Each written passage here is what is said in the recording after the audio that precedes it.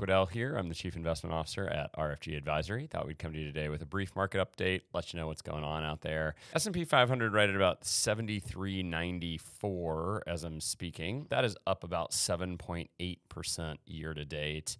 We've got kind of two competing stories in the market going on. On the plus side, on the positive side, we are about 90% done with the first quarter earnings season, and it has been a massive blowout. So earnings per share up about 25% across the S&P 500. Which is well exceeding what were even sort of rosy expectations for about 13% net earnings growth amongst that group of companies. And if you step back and think about it, that is really, really tremendous to think that, this is the S&P 500. It represents, 90% of the U.S. stock market, represents most of the largest companies in the United States. To say that that collective group grew their earnings by 25% year over year is just a massive statement about how rapidly profitability is increasing. And there's a lot to get excited about. There's a lot to get excited if you think about the valuation for these companies going forward, if you think about where multiples are as these earnings expand, if you think about what analysts will now do to sort of upgrade their expectations of forward earnings. It's just a very, very positive story on corporate America's side.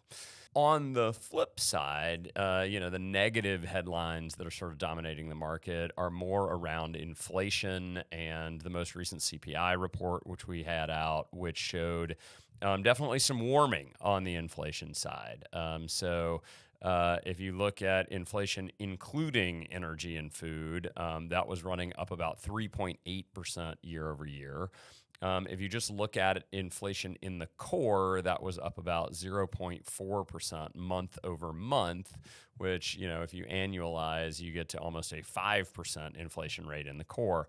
And what's important here is that this is the first month of seeing, a combination of two effects. One is tariffs going away, which is largely disinflationary. But then the second is obviously the massive spike in oil prices, which is inflationary. And it flows through inflation in myriad different ways, which we've talked about before. It's not just the price of gasoline. It's also the price of petrochemicals and transportation used to move goods around. And ironically, food was actually up about 13% month over month, largely due to increase in distribution costs. So it is inflation that flows through a myriad of different products and goods and services.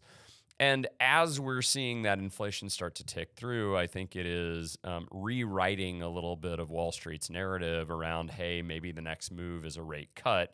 In fact, I think expectations now are indicating that actually there's about a 20% chance of a rate hike by the end of the year. So that's resetting a little bit of our interest rate expectations. 10-year Treasury kind of right around 4.5%, which is below the lows for the cycle, but still creeping upward. And then that also flows through to valuation concerns and just concerns about the overall stock market. If we're raising rates, what does that mean, et cetera? So the negative side of that trend is certainly on the inflation side and what happens there. And currently, there appears to be somewhat no end in sight to a resolution to higher oil prices. We've said before, most people want to see those oil prices come down. However, now that we're in sort of an economic stalemate or an economic, effectively expecting a blockade to work, I would just note that those types of economic sanctions, while they're effective, they typically take a very long time to play out. So two competing narratives in the marketplace, market sort of hovering right around all-time highs, and we will see which narrative kind of wins out at the end of the day.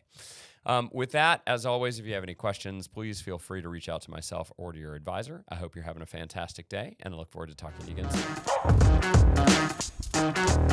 soon.